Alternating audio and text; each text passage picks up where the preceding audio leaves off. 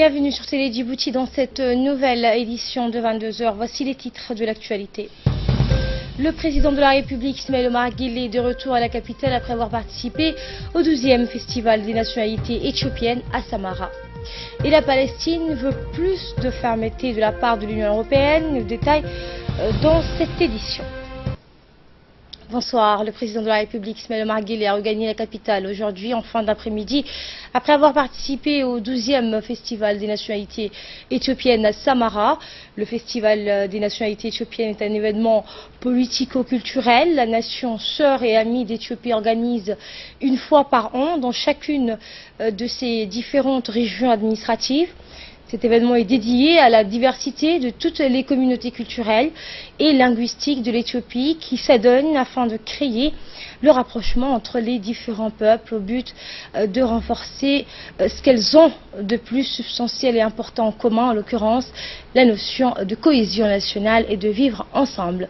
Une forte délégation comprenant notamment l'ambassadeur de Djibouti en Éthiopie, Mohamed Idriss Farah, le secrétaire général de la primature, Naguib Abdallah Mohamed, le chef de cabinet de la présidence, Mohamed Abdul Ghadir, le préfet de la région de Tadjoura, Abdelmalik Mohamed Benoïta, et le préfet de la région de Dikil, Mohamed Chekho, ainsi que des nombreux responsables issus de l'autorité coutumière des différentes régions de notre pays participent aux côtés du président de la République à ce 12e festival des nations et nationalités éthiopiennes.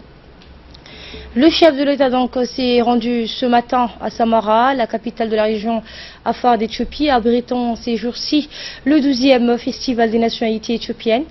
Le chef de l'État a été accueilli dès son arrivée par le ministre éthiopien des Transports, l'ambassadeur de Djibouti en Éthiopie, les sultans de Tadjoura et de Gobaad, et ainsi que le gas des Issa, ainsi que dans plusieurs autres personnalités de la région Afar de l'Éthiopie. La nation d'Éthiopie organise donc, on le rappelle, une fois par an dans chacune de ces différentes régions. Il s'agit d'une rencontre qui a valeur de retrouvailles générales pour toutes les communautés culturelles et linguistiques de l'Éthiopie qui s'adonnent donc le temps de ce festival de quelques jours.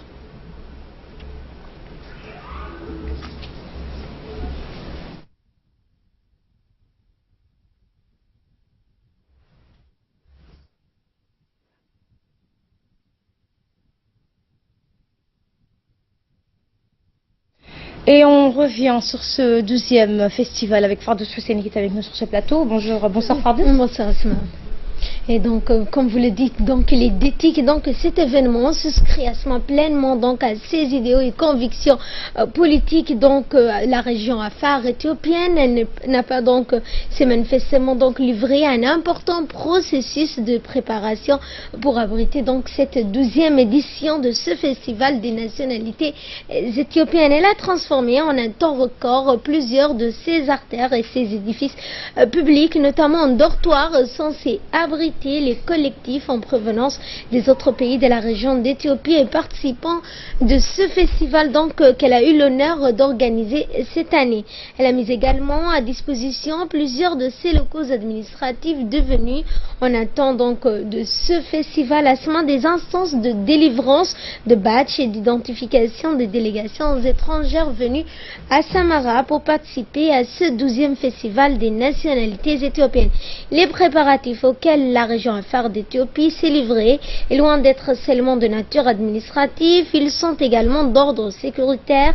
Les routes et principales artères de la capitale de la région Afar d'Éthiopie ont fait également en amont l'objet d'intenses travaux de réhabilitation et d'ornement. Outre le président Guelleh Asma, le premier ministre éthiopien, Haile Mariam Desalegn, plusieurs responsables politiques de premier plan de la région, notamment le président Omar Hassan al-Bashir et le premier ministre somalien ont participé à ce 12e festival des nationalités éthiopiennes. A noter enfin qu'une importante délégation comprenant notamment l'ambassadeur de Djibouti en Éthiopie, M. Mohamed Idriss Farah, le secrétaire général de la primature, le chef de cabinet de la présidence, le préfet de la région de Tadjoura, le préfet de la région de Dikil, Mohamed Chekho, ainsi que de nombreux responsables de l'autorité coutumière des différentes régions de notre pays y ont participé, étaient également donc présents aux côtés du président de la République à ce 12e festival des nationalités éthiopiennes. Donc, en amont, avant l'organisation même de ce festival, on a vu donc dans les mois précédents une délégation de la région Afar d'Éthiopie est venue à Djibouti notamment pour manifester et inviter les autorités djiboutiennes à participer à cette 12e édition du festival des nationalités éthiopiennes. Voilà donc ce que l'on pouvait dire sur ce festival politico-culturel. Merci Fardous Hussein pour ces précisions. Et de nombreux chefs d'État ont participé, à savoir le chef d'État djiboutien, le chef de l'État soudanais. Le Premier ministre éthiopien, Madame Desalegn, dans une allocution prononcée à cette occasion, remercié le président de la République, Ismaël Omar Guelleh, le président soudanais, Omar Hassan al-Bashir, le vice-président somalien, ainsi que tous les responsables des pays amis venus participer à ce 12e festival, mais aussi à toutes celles et ceux qui ont contribué à ce que ce festival voit le jour. Le chef de l'État Ismaël Omar Guelleh a dans une intervention pour sa part remercié le peuple, les dirigeants de la région Afar de l'Éthiopie pour l'accueil chaleureux qui lui a été réservé. Il a par la même occasion souhaité bonne fête à toutes les composants de cette région. Le président Guelleh a souligné que les deux nations sont sœurs et amies.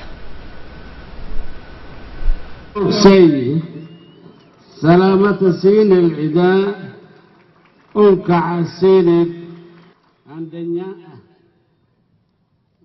የኢትዮጵያ ሕዝብ አንድነት ብዙሃነትና የሚያመለክት ነው። ኢትዮጵያ ጎረቤታችን፣ ወንድሞቻችን፣ ዘመዶቻችን ናቸው። Et nous prenons la direction de Jeddah, à présent où le ministre de la Santé, Dr Jamal Merki, a effectué une visite de travail de 2 jours en Royaume d'Arabie Saoudite pour participer à la 6e conférence islamique des ministres de la Santé.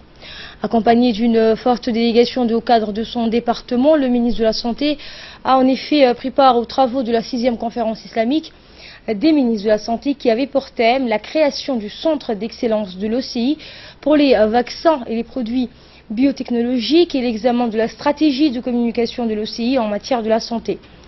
Le ministre de la Santé a fait une déclaration sur l'état de la situation sanitaire alarmante qui prévaut au Yémen en demandant un engagement conjugué et renforcé de la part des pays islamiques pour aider le peuple yéménite.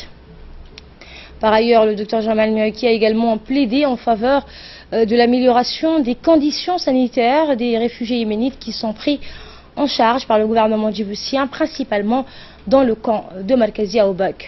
Félicitant d'ores et déjà les efforts consentis par l'Arabie Saoudite en faveur de ces réfugiés, le ministre de la Santé a exhorté le comité technique d'inclure cette question primordiale dans les résolutions finales de cette conférence. Il a par la suite lancé un appel pour soutenir et appuyer les efforts de nos frères somaliens dans la reconstruction de leur pays et dans la lutte contre le terrorisme. Et au cours de cette 6e conférence islamique, les ministres des pays islamiques ont désigné leur homologue saoudien à la tête du nouveau bureau du comité exécutif de cette organisation pour la période de 2017 à 2019. Et nous partons cette fois en Mauritanie où le ministre délégué en charge de la décentralisation, Hamadou Mohamed Al-Amis, participe à la 4e conférence des ministres africains en charge de l'enregistrement des faits d'état civil qui s'est ouvert hier à Nouakchott, la capitale mauritanienne. Eh bien, cette conférence organisée sous les auspices de la Commission de l'Union africaine et avec le soutien de la Commission économique pour l'Afrique, de la Banque mondiale et du gouvernement de la République islamique de Mauritanie se tient sous le thème « Accélérer une amélioration coordonnée de l'état civil et des statistiques de l'état civil pour la mise en œuvre et le suivi du développement en Afrique, examen des progrès et perspectives ».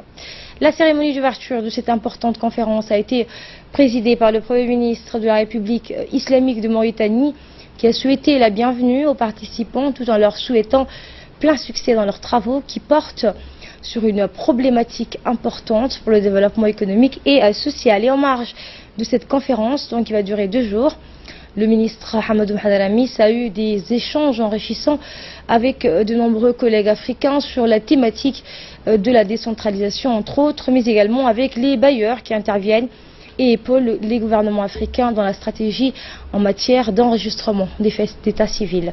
Dans cette mission, le ministre est accompagné par une forte délégation de son département. Et retour à Djibouti, s'agissant de la première foire internationale de Djibouti qui se poursuit au Palais du Peuple. Selon les organisateurs, cette foire a accueilli près de 200 exposants, dont plus de la moitié venus de l'étranger. Rappelons que cette exposition, qui est une première à Djibouti, coïncide avec le 110e anniversaire de la création de la Chambre de commerce de Djibouti. Les responsables et les représentants des différentes entreprises participantes à cette foire ont loué les efforts déployés par la Chambre de commerce de Djibouti pour renforcer le rôle du secteur privé dans le processus de développement économique et social à Djibouti. Suivant une réaction de quelques participants. Dans la région, cette stabilité au niveau politique ramène in fine une plus grande croissance économique. Et tout ceci, effectivement, se fait dans ce cadre régional. Et je pense que c'est une première occasion et à ce niveau, la Chambre du commerce doit être félicitée pour ce premier forum qui n'est qu'un début. Et je pense qu'il serait aussi intéressant que tous les 2 ans, la Chambre du commerce organise une telle session pour effectivement non seulement dynamiser l'économie djiboutienne, mais pour attirer les regards sur l'économie djiboutienne. Également dans l'actualité, un atelier de vulgarisation sur les droits reproductifs a débuté hier à l'hôtel Les Acacias, et ce dans le cadre de la Semaine nationale des droits de l'homme. Cet atelier a été organisé par la Commission nationale des droits de l'homme en étroite collaboration avec le Fonds des Nations Unies pour la population, l'UNFPA. Cet atelier a vu la participation du secrétaire général du ministère de la Justice, Macky Omar, le président de la Commission nationale des droits de l'homme, M. Salman Omar Udin, la chargée du bureau de l'UNFPA, Mme Aïcha Jama, des experts et des facilitateurs dans le domaine. L'objectif était de faire une présentation sur l'évolution des droits reproductifs sur la scène nationale et le rôle que doit jouer la société civile en matière de la planification familiale, violence fondée sur le genre, ainsi que le droit des personnes vivantes avec le VIH-Sida. Sur la population et le développement du Caire de 1994 est l'un des premiers instruments internationaux ayant affirmé le lien évident entre la santé reproductive, les droits humains et le développement durable. Si les besoins en matière de santé reproductive ne sont pas satisfaits, les personnes se retrouvent privées de droits fondamentaux corrélativement à leur propre corps et à leur propre avenir, avec une situation qui a des répercussions sur le bien-être de leur famille et sur les générations futures. Par conséquent, le déni de l'ensemble de ces droits exacerbe les situations de pauvreté et les inégalités entre les hommes et les femmes. Pour préserver leur propre santé reproductive, les personnes doivent être protégées contre toute forme de discrimination et de violence, y compris les mutilations génitales féminines. Accéder à des informations exactes et à une méthode d'espacement de naissance sûre, efficace, abordable et acceptable de leur choix. Voilà, donc c'était l'intervention de la chargée du bureau de l'Union du Fonds des Nations Unies pour la population, Madame Aïcha Jama. Écoutons cette fois l'intervention du président de la Commission nationale des droits de l'homme, M. Salman Omar Udin, suivi de celle du secrétaire général du ministère de la Justice, Macky Omar. Au cours des travaux du présent atelier, nous aurons l'occasion d'aborder 2 principaux thèmes. Le premier porte sur la présentation de l'évolution nationale sur les droits reproductifs. Le second est consacré au rôle de la société civile en matière de planification familiale, violence fondée sur les genres, ainsi que les droits des personnes vivant avec le VIH-Sida. Les droits à la santé reproductive ne font pas l'objet d'une convention internationale propre. Cependant, la République de Djibouti a ratifié pratiquement la totalité des instruments internationaux et régionaux relatifs aux droits humains, notamment le pacte sur les droits économiques, sociaux et culturels, la Convention sur l'élimination de toutes les formes de discrimination à l'égard des femmes, la Convention contre la torture et autres peines ou traitements cruels, inhumains ou dégradants, la Charte africaine des droits de l'homme et des peuples, le protocole de Maputo en matière de droits de la santé reproductive à Djibouti, de son évolution et des perspectives en lien avec le rôle crucial, celui notamment de ce protagoniste clé que demeure la société civile. Le partenariat dans cette séance et la preuve témoigne du caractère dynamique de la coopération de la République de Djibouti avec les organisations internationales en général et les FUNIAP en particulier. Madame la chargée de bureau, je saisis ce moment solennel pour traduire au nom du gouvernement de la République de Djibouti toute notre reconnaissance au FUNIAP pour toutes les initiatives en direction de nos populations, par le soutien dans la mise en œuvre des droits fondamentaux que restent les droits reproductifs.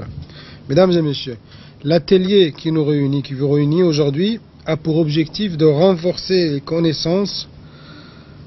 vos connaissances sur la question des droits reproductifs. Également dans l'actualité, une cérémonie de clôture de stage s'est tenue hier au sein de la gendarmerie des transports aériens. Ce stage en sûreté aéroportuaire qui a duré 5 jours est destiné à quelques 16 personnels de la gendarmerie des transports aériens et des éléments des services de la douane. Cette formation qualifiante a été conduite par des experts du département d'État américain dans le cadre du programme ATA, Antiterrorisme Assistance. Cette cérémonie s'est déroulée en présence du colonel Ibrahim El-Mikaïb, adjoint au chef d'état-major de la gendarmerie nationale, du représentant de l'officier de la sécurité régionale, de l'ambassade américaine et du représentant du directeur de l'aéroport international d'Amboli qui a entremis donc à la fin de la cérémonie les diplômes de fin de stage.